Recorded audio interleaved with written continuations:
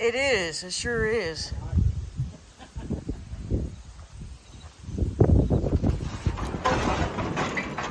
What's going on, YouTube? Welcome back to another video. Got something interesting going on today, and I'm going to trip and fall and break my neck, which y'all will love to see. We're unloading straw up into the loft here, something we haven't done for many, many years. But my sister's wedding was yesterday, so we use straw bales for seating.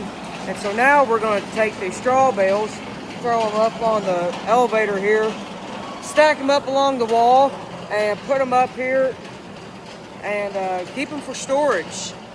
So if you want to see how that works, feel free to follow along.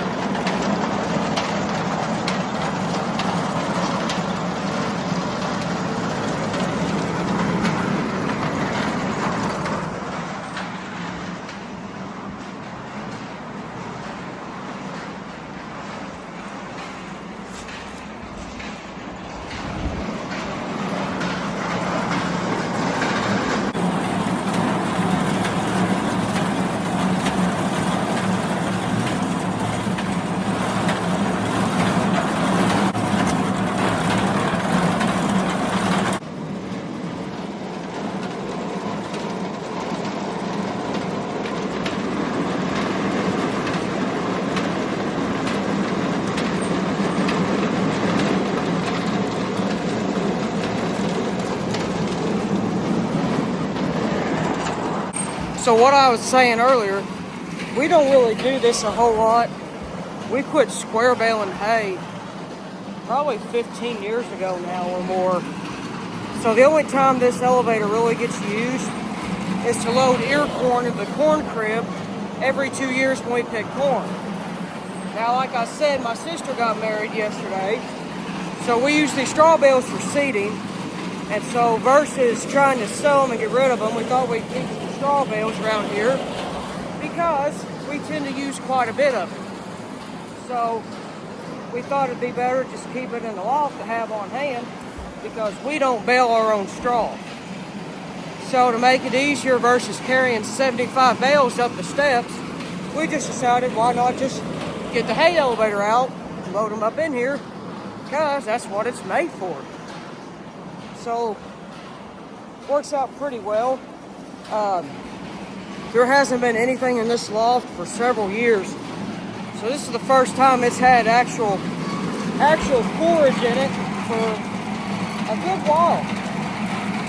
And you can see our setup down there. Everything's kind of cattywampus because there's a bank sitting there by the fence. And you don't want to drive off into that bank because then you'd run into the fence. So we make do. We did it this way for many, many years until we stopped square baling altogether.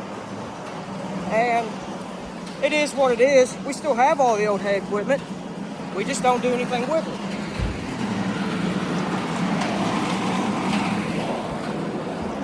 I always like to make the joke that we don't ever have to go to antique farm shows because we live on one every day. All of our equipment that everybody loves to see and watch because it's antique, it's stuff we still use to run our farm with. And there's nothing wrong with that. It's quite enjoyable, really. But it's interesting and fascinating at the same time.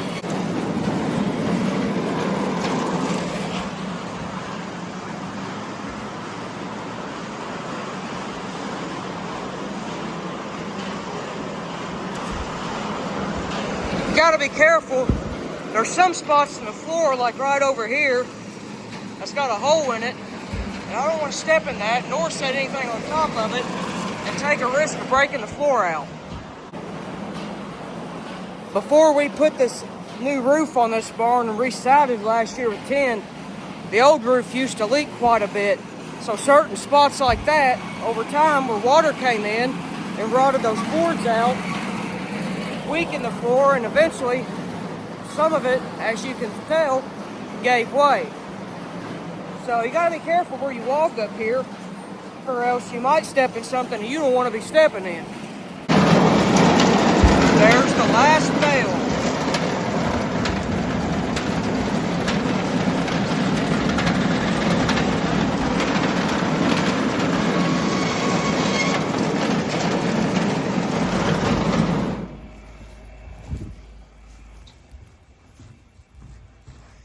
And as soon as I stack these two, that's going to be all for that project.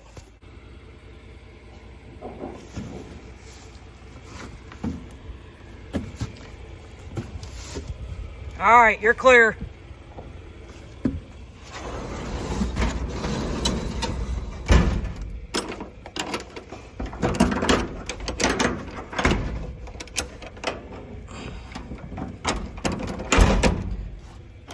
I didn't think I was going to get that thing in the hole at all.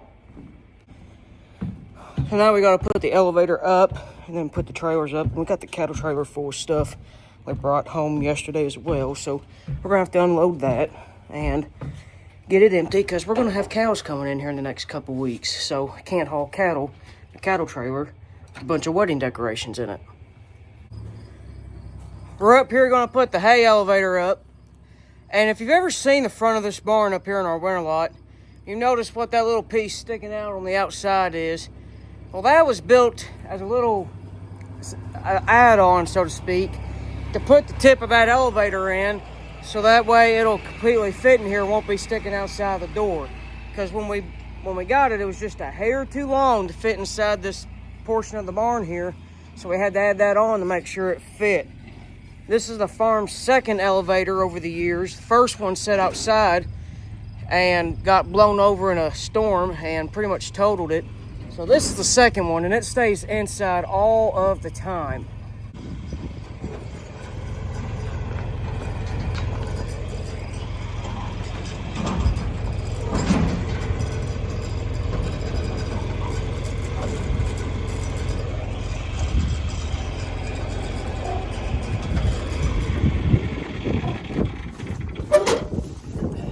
Go to the wall and then bring the end around. I got tired of the wall.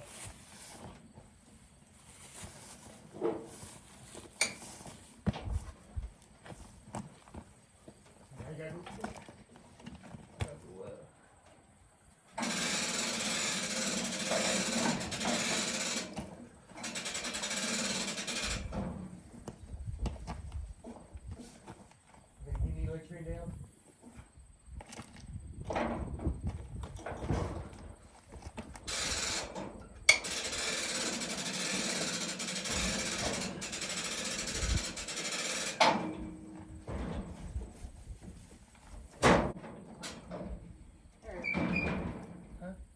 There.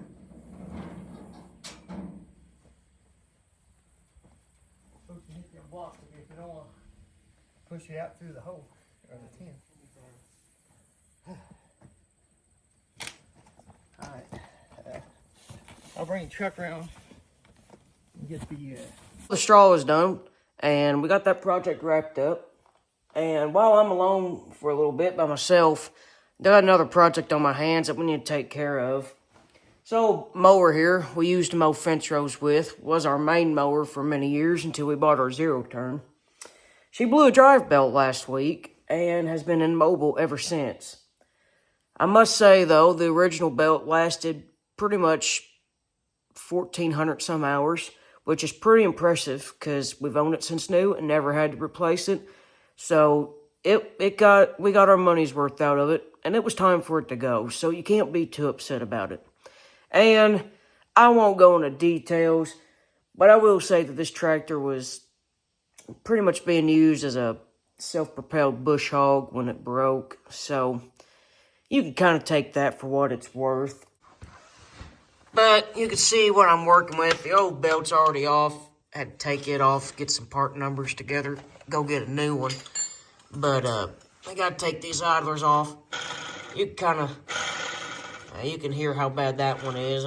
Every time I did a drive belt at the dealer, I went ahead and quoted these idlers to replace because you got to take them halfway loose to get the belt through there and grooved in between the idlers and this guide here. So I just always quoted them because, you know, drive belt's off. All you got to do is take that nut off and you're there. So, and this once the bearing's going out, so best to just replace it anyway. If the belt's never been off, then these have never been off either. So 1,400 hours on a belt and factory idlers, that's pretty impressive. But we're going to have to disconnect the clutch here, and then I'm going to have to take this tie rod end off for a steering linkage, and so I can get the belt routed through it. And then route it back up over the top of the transmission there where the fan is, on top of that sheave there. So got to get a little bit done here and get her going. We're not in a hurry this week because the grass hasn't been mowing because we haven't got no rain. But whenever we do mow again, we're going to need it. So it has to be fixed one way or the other. It don't matter how far ahead you can get on things, something will always break or happen to throw you a little bit further behind. And that is the truth. So I've got the old idlers off and I've got the new idlers on now. Got the tie rod removed so I get the belt routed up where I need to get it. That was a little bit hard to take off, especially trying not to pop that ball out of the socket and break that tie rod in. It always makes me a little bit nervous because those can get pretty expensive depending on the model of mower. But nonetheless, we got her done. I got the new belt here next to the old belt. You can see the old one is not in too good of a shape. You could tell that just because of the way that it is. So, because it's old and dilapidated, we're going to replace it with a new one that is younger and spunkier and hopefully lasts another 1,400 hours. If you've never seen the underside of a mower, there's what it looks like. It looks like the underside of a mower. But look at my nice shiny idlers. Doesn't that increase my resale value by like $500? Alright, she's buttoned back up. Got her ready to go. We're about to go take her for a test drive. I will say that some people will tell you to take the clutch off on the bottom of the crankshaft there to remove or replace your drive belt. I do not have to do that because, frankly, I despise having to remove a clutch on mowers like this that have not been off in eons and will most likely fight you every step of the way.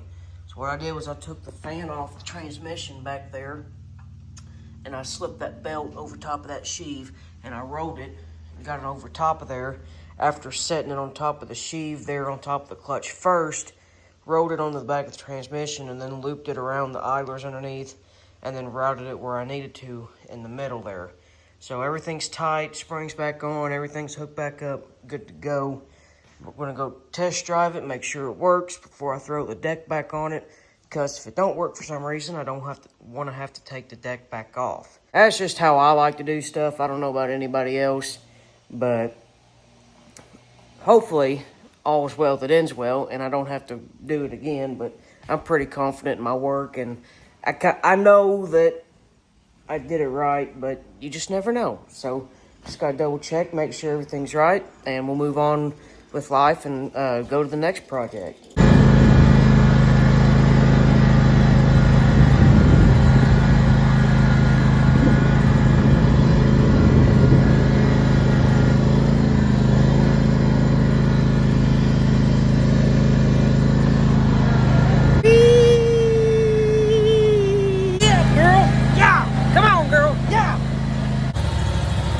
she works.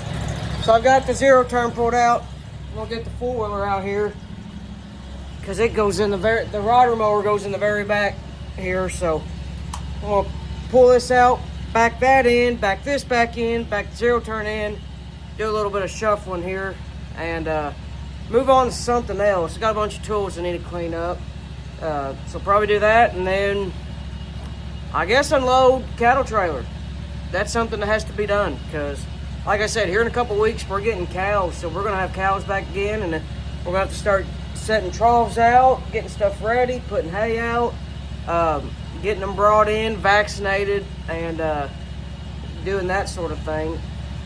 So there's gonna be some more videos about that coming up. You guys are gonna like that, because tell you what, cattle content. If you raise cows, you know that can be pretty interesting stuff, because cattle are unpredictable. I got the trailer backed in the barn. Like I said earlier, we're going to be getting some calves in here a couple weeks. So we're going to have to get it back out again and use it. Nice shiny gates all over the place now. In case you guys haven't seen them sitting in the background of the videos there. Did some updates to the fence and added a couple gates there, and then replaced all the gates with green ones. Just because we're IH people, you know. But no, everything's just dandy. I will say that harvest is coming on here next month, and corn is looking absolutely phenomenal, and our yield estimates are through the roof. I mean, it just really is. Of course, you ain't going to know until you get the combine in there for sure and see how it does, but our yield estimates right now, we're on track to have one of our best years ever. I mean, truly are, and I'm not trying to brag or nothing, and it's not just us. Everybody around here is saying the same thing. Our rains have been timed perfectly this year. We've had the right amount at the right time. The growing season has been absolutely spectacular. One of the best I've ever seen here. Our corn and everybody else's corn, everybody else's beans, absolutely looking amazing. This harvest is going to be super, super plentiful, I feel like, and there's going to be a lot of bushels moving around here in the next few weeks. There's a few guys here to the west that have already started for sure. I think they're slowly starting to go. I think one or two I know started Labor Day weekend, which was last weekend, and there's been a few more kind of popping up here this week. But us personally and the neighbors here, you know, right around the homestead here, we're still a few weeks out, probably at least 3 weeks out yet before any major shelling starts. And then here in a month, 5 weeks or so, things are really going to start going. There's going to be a lot of crops taken out, especially now that we've had a growing season where we've had plenty of moisture. It's turning off dry now, and very little chances of rain in the 10-day. So stuff's going to start drying out, hopefully, and maybe we'll see what the moisture is once we get the combines rolling. But who knows? Maybe they'll start drying in the field a little bit better than what they have in the past. And if that's the case, then you couldn't have asked for any better of a growing season than what we've had this year. The only thing that could top it all off was if crop prices were a whole lot better than what they are. Because I think, personally, I feel very good about calling this a bumper crop. Mind you, like I said, it's a few weeks too early to tell, really. We won't know until we get combines going, but I feel like we've got a bumper crop on our hands. So after we get that in, my wedding is going to be in November, so I am hoping that we can get the corn out, the corn stalks mowed, get everything in the bins and in the crib, and everything packed and ready to go, because I'm getting married the first week of November. So if nothing changes, then I might be taking 2 weeks vacation back to back, one for harvest, one for my honeymoon. So hopefully that's not the case, but farming is pretty important to us. It's part of how we make a living, so stuff has to be done one way or the other. So if you've enjoyed today's video, be sure to like and subscribe. Tune in to all my future videos and keep your eyes peeled. We've got a lot more content coming, guys. So with that being said, stay safe, keep it between the lines. God bless you guys. We'll see you later.